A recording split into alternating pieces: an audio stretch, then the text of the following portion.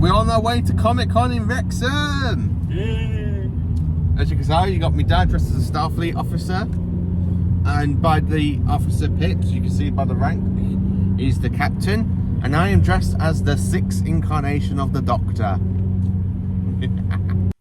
Hello there, amazing viewers and subscribers, and welcome to basically the first part of this weekend series of basically Comic-Con. So today it is day one and the time is currently basically 4:30. I've not long got home after spending quite a few good hours at Comic-Con in Wrexham at Wales Comic-Con, and I got a few things signed, and of course I bought quite a few fantastic merchandise stuff like for Star Trek and Doctor Who. So I'm going to show you what stuff I've brought, but first I want to show you who I've met.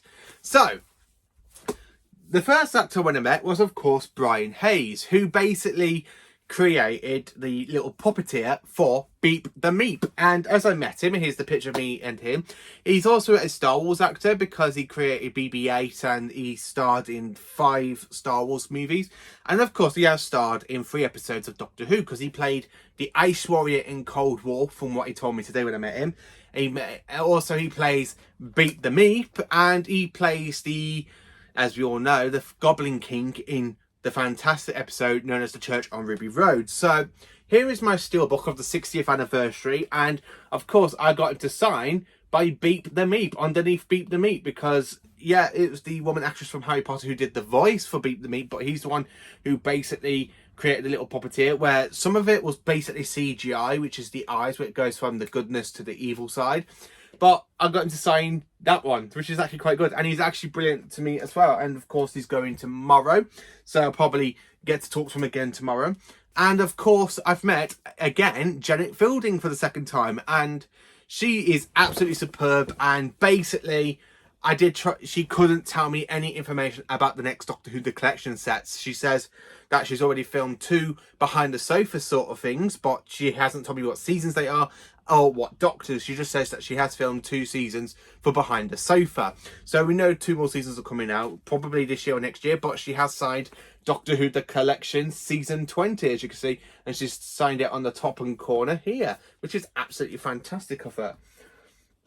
Now, other actors aren't really going to be there until round about tomorrow. So tomorrow it is literally going to be Paul McGann, Daphne Ashbrook, who plays Grace in the TV movie, as well as basically another Doctor Who star who basically plays Danny in Doctor Who Series 8 with Peter Capaldi. And of course, I'm meeting some other non-Doctor Who actors as well. So, showing you some of the stuff I brought. So what have I brought? You're probably wondering, well, I've brought some fantastic new Doctor Who TARDIS bedding. TARDIS blue. I mean, I'm looking forward to putting this on the bed later on. So I've got a TARDIS blue, fantastic, another bed cover. This is the duvet cover. So I've got a TARDIS duvet cover. So my bed is going to be covered in TARDISes again. And then, of course, I've managed to pick up a few little oil paintings. So I've got an oil painting of Mr. Patrick Troughton. Look how good that looks. And also, I've got another oil painting, but of the 4th Doctor, aka Tom Baker. And they did have all the other Doctors, including Ncuti, but I kind of wanted to pick this one because Tom Baker is my favourite Doctor from the 70s, and Patrick Troughton is my favourite Doctor from the 60s. So I probably will get my favourite Doctor from the 80s, aka Sylvester McCoy. So that way I've got oil paintings of my 3 favourite incarnations of the Doctor. And I probably will put these, if they can fit, somewhere. I'll probably put these somewhere where you can see on the camera, hopefully. So I do have them, and that's generally it for Doctor Who, because there wasn't really much Doctor Who merchandise there. They did have a Sylvester McCoy plate, which I'm hoping to go and get tomorrow, because I kind of wanted to separate my money so that way I didn't spend it all in one go. So that way, because I took a bit of money with me today and taking the rest of my money tomorrow, and I'm going to show you what I've got. So also for oil paintings, I've actually got a fantastic oil painting of the USS Enterprise D in warp. Absolutely warp. Now, TNG is my favourite Star Trek era. I love the Enterprise D. I don't know why some people don't. I love the design of the Enterprise, and to be honest with you, the Enterprise D is the kind of, I'm going to be honest, The Next Generation is actually the actual Star Trek series I kind of started to watch of Star Trek. So the Enterprise D just means so much to me as a fan. So yeah, I've got the Enterprise D, an oil painting. I'm looking forward to hanging that up soon. Just need to get a decent picture frame. Also, I've managed to buy some other little merchandise stuff for Star Trek. So first of all, I've bought a replica stand of a TNG phaser. As you can see, it's the Star Trek. I'm going to take the phaser off a minute. It's actually got it there. Star Trek The Next Generation Starfleet Type 2 phaser. So here is the actual phaser itself. I do have the uniform to go with it. So, you know, you kind of... It's fantastic. It's actually quite good to own. Really brilliantly. I mean, I love it. Look how good that looks. A Star Trek phaser. So if I do want to go to Comic-Con in the future as a Starfleet captain, I've got the phaser to go with it. And of course, I can easily put it there and go like that and pretend I'm about to fire that. I absolutely love that. I mean, it's a replica. It's not an actual prop, but it's literally made like out of wood. But it's actually brilliant and amazing. And I spent £40 because I actually bought the whole set of it, and it was literally not just for the phaser. With the phaser you get the tricorder. So if I show you quickly, so that is the actual phaser. I mean, look at the little stand that you get with it. So I am actually loving that.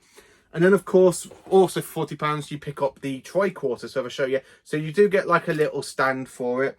So as you can see, you got Star Trek The Next Generation, Starfleet Mark 6 tricorder, and then of course to open it you've got it like this. So if I open it, it does fold out a bit like the actual prop that we do see in TNG, and you can pretend you're scanning away, like looking at life forms. So that's what it says on the scanner. And then of course you do have this little beauty to take off. So if I just show you quickly, come on, I had it before.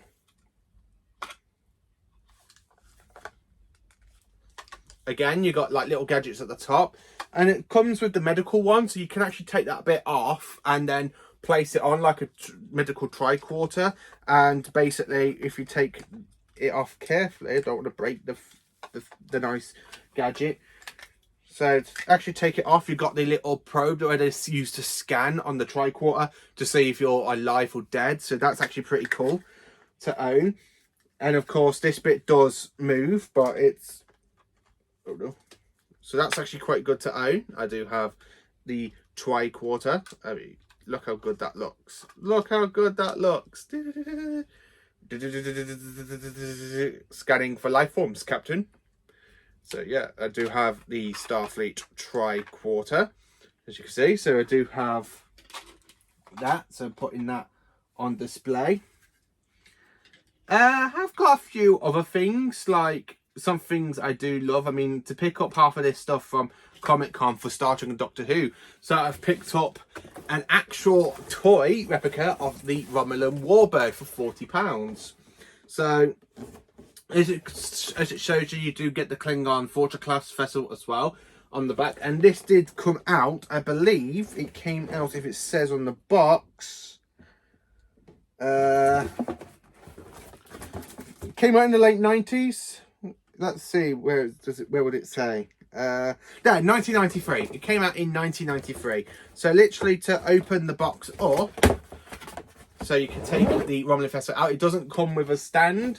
So here is the actual Romulan Warbird that we see in Star Trek Next Generation and Deep Space Nine, and of course in some episodes of Voyager. And it even does some sounds if you listen.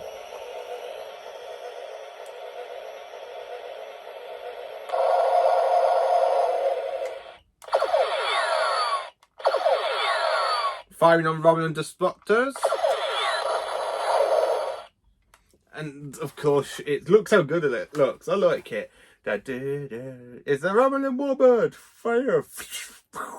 So yeah, I do have the Romulan Warbird that doesn't have a stand.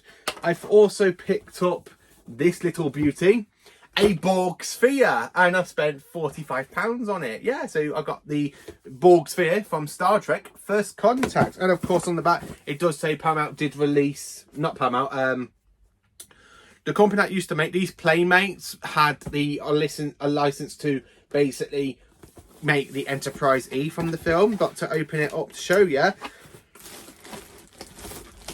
if I just quickly grab it out. So to open it up, so as you can see, we got the Borg Sphere to opening it up, and then of course taking off the actual plastic.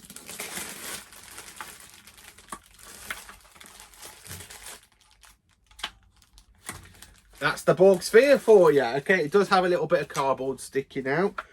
And the best thing about this is literally the right size, because the Borg Sphere came across the Enterprise E in Star Trek First Contact, and then of course it was used in Star Trek Voyager.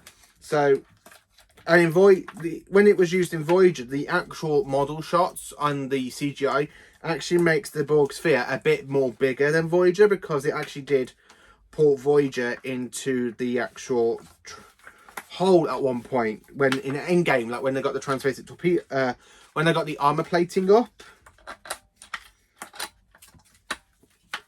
So of course, if I wanted to, you know, there's the Borg Sphere. It's literally traveling, and of course you can have your Eagle Moss figurines of the East Mine of the USS Voyager, and it comes across the Borg Sphere, and it's literally firing like that. And then of course, if you wanted to recreate that iconic shot of the Borg Sphere blowing up, and then of course you can have the armored Voyager model literally flying out of it as it explodes. We did it. We're home. So yeah, I got the Borg Sphere. I mean, look how good that looks. The actual model shot of the Borg Sphere, and it does come with other little bits in here. So if I show you quickly, so we got the Borg stand and the other little part. Oh, that's happened. And then of course you got the other part of the Borg stand. So to actually show you it quickly,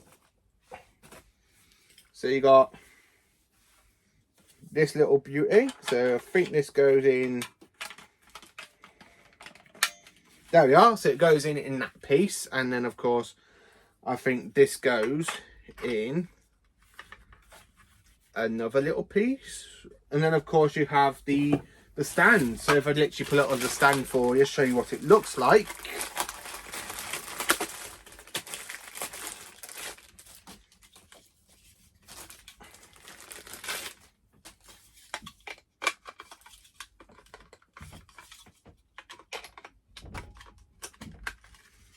So that's the actual stand. As you can see, it's got the Borg signature on it. And then there, it's on its stand. So you got a nice Borg Sphere to go on the actual stand. Look how good that looks. We are the Borg. Lower your shields, surrender your ships, we'll add your biological and technological systems to our own. Your kit system will adapt to serve us. Resistance is futile. So yeah, I got a nice little Borg cube there. But that's not the last of it, because I have also Playmates USS Enterprise D. And of course the Enterprise D is my absolute favourite Enterprise. So to show you it, I'm going to take it out the box quickly.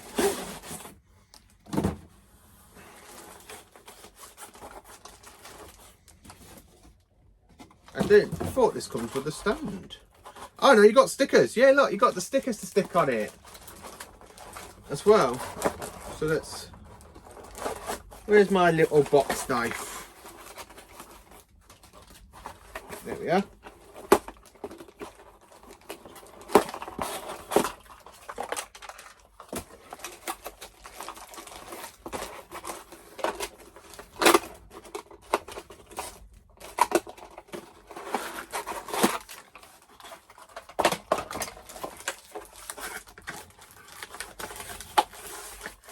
As you can see, we have the warp nacelles here, sticky taped in the little plastic clearing. So yeah, you got the warp nacelles.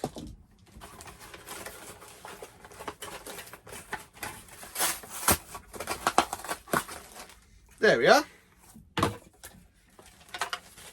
Let's take this little beauty off.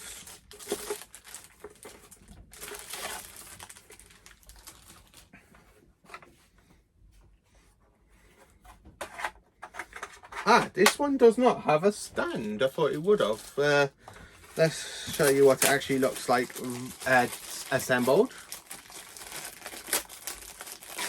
I love the Enterprise D. It is literally my favourite design of the Enterprises.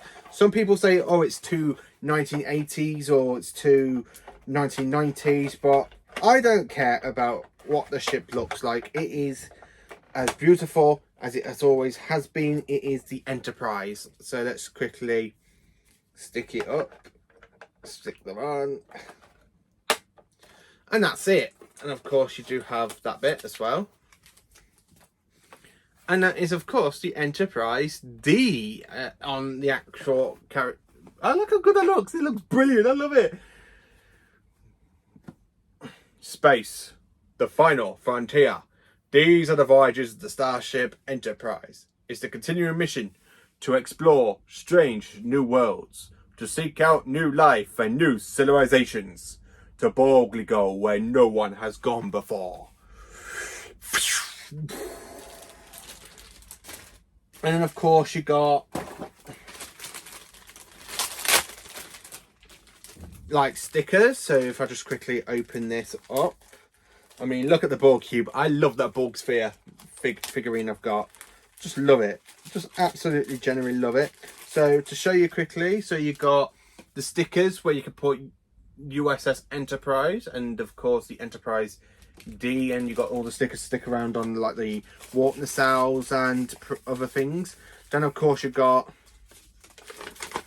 the little blueprints of the Enterprise D and what it shows. So it even shows you the captain's yacht and stuff. I absolutely love the Enterprise D. Hang on, what's this?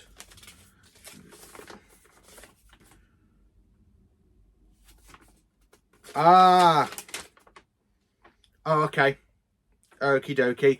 So I thought it actually had the blueprints to do the saucer separation, but it actually doesn't. So that's pretty cool. I mean, I love it. Look how good it looks. Look at the Enterprise D. And of course, if you wanted to, you can pretend it comes out of the space dock on Star Trek Picard. See, I do have that as well. And then of course, the last thing I do have is an Eagle Moss model of the tactical Borg cube. So yesterday I did my unboxing and I got the Borg drone from Lore, but this is the Borg tactical cube from the episode Unimatrix 1, part 1 and part 2 of Star Trek Voyager, which is one of the episodes I do love about Voyager, because I do love that shot with Voyager and the Borg Sphere after the team up and after the cube basically gets destroyed. So that's pretty cool. I do have a Borg cube. So that is basically everything I got of Star Trek and Doctor Who. Some Doctor Who bedding, some oil paintings, and a lot of Star Trek models. And of course, a Star Trek tricorder. So we have a tricorder. We've got a... Oops. I need to get some glue. Let's fix that back on. So we've got a tricorder. Then, of course, we've got a phaser. I love the phasers. Love it. Love it, love it. And apparently the store that sells these are there tomorrow, and they had quite a few Star Trek other like handmade Voyager props. Like they got the Voyager phaser, they got the Star Trek phaser rifle they're using Deep Space Nine in the Dominion War, and a couple of episodes of Voyager, and of course Star Trek First Contact. So thank you for watching. Please do like, subscribe, and share, and keep an eye out for tomorrow for part 2 of my Comic-Con haul, and see what I get tomorrow through autographs, signatures and pictures, and of course some other fantastic merchandise. So thank you for watching. Please do make it so, and enjoy this channel for Doctor Who and more Star Trek content.